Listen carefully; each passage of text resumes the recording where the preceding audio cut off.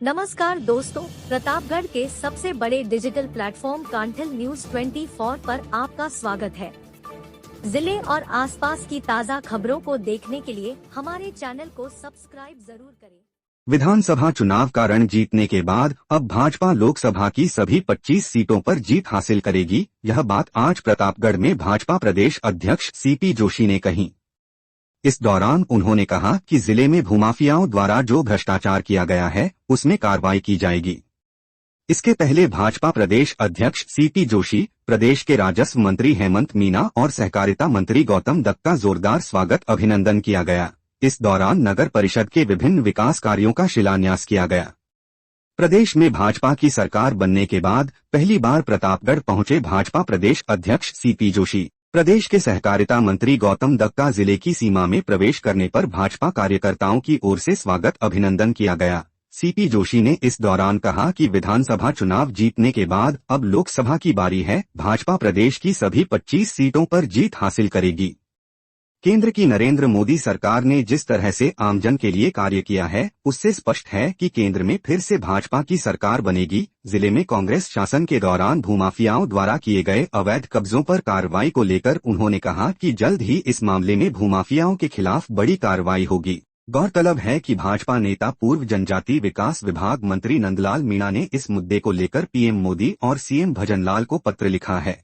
चुनाव का रण तो आप जीत चुके, अब लोकसभा की क्या स्थिति? देखिए, लोकसभा में भी अब की बार 400 पार राजस्थान में 25 के 25 कमल खिलाकर फिर से राजस्थान की जनता ने दिल्ली में भेजने का तय कर लिया। ये 25 फूलों की माला फिर से आदरणीय प्रधानमंत्री मोदी जी के साथ होगी।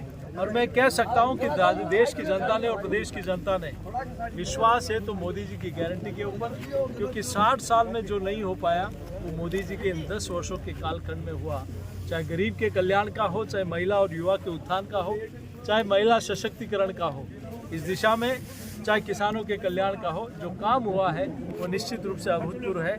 और अब तो देश भर में जनता ने तय कर लिया कि जिन्होंने इन 10 वर्षों में भारत की सीमा को सुरक्षित करना हो, चाहे गुलामी के दंश से मुक्ति हो, चाहे भारत की एकता और अखंडता हो, चाहे दुनिया में भारत माता का वैभव बढ़ाना हो, चाहे राष्ट्र हमारा सांस्कृतिक राष्ट्रवाद हो, इस दिशा में अगर किसी ने काम किया है तो इस एक ही नाम है आदरणीय नरेंद्र मोदी जी, जो आज गांव में दूर बैठा गांव का गरीब भी ये कहता है, हमारी बुजुर्ग माँ भी ये कहती है, युवा भी कहता है, किसान भी कहता है कि अब की बार मोदी सरकार। यही एक नारा सब, क्योंकि सपने नहीं हकीकत बुनते हैं, इसीलिए देश के लोग मोदी जी को चुनते हैं।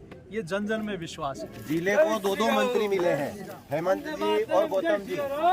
विकास की रफ्तार क्या रहेगी?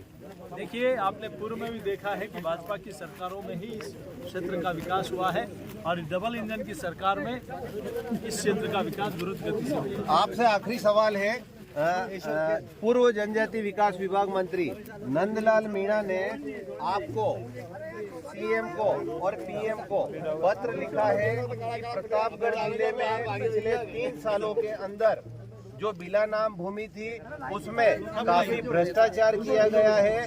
अब आपको क्या कार्रवाई करनी? देखिए, प्रदेश के मुख्यमंत्री जी ने और शीर्ष नेतृत्व ने इस दिशा में एक शुचिता वाले और ईमानदार मंत्री यहाँ हैं और एक राजस्थान की भजनलाल जी की सरकार के नेतृत्व में जिन्होंने भी गलत किया है, चाहे कोई भी बड़ा व्यक्ति हो, कितना ही बड़ा अपराधी हो, चाहे कितना ही बड़ा व्यक्ति हो, जिसने गलत किया है उसके साथ वैसा ही सलूक होगा। उन्होंने चेतावनी दी है कि अगर कार्रवाई नहीं होती है तो मैं स्वयं धरने पर बैठूंगा। मैं एक सामान्य कार्यकर्ता हूँ। वो हमारे वरिष्ठ नेता हैं और उनके आदेश की पालना सब करते हैं।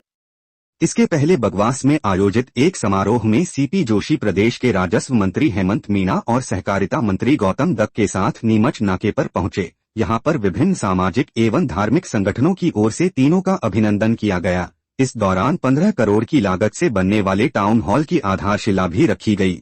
नगर परिषद में सभापति रामकन्या गुर्जर, नगर परिषद पार्षदों और पार्टी पदाधिकारियों ने फूल मालाएं पहनाकर तीनों का अभिनंदन किया। यहां सूरजपोल चौराहे पर जोरदार आतिशबाजी और नारेबाजी भाजपा कार्यकर्ताओं द्वारा की गई।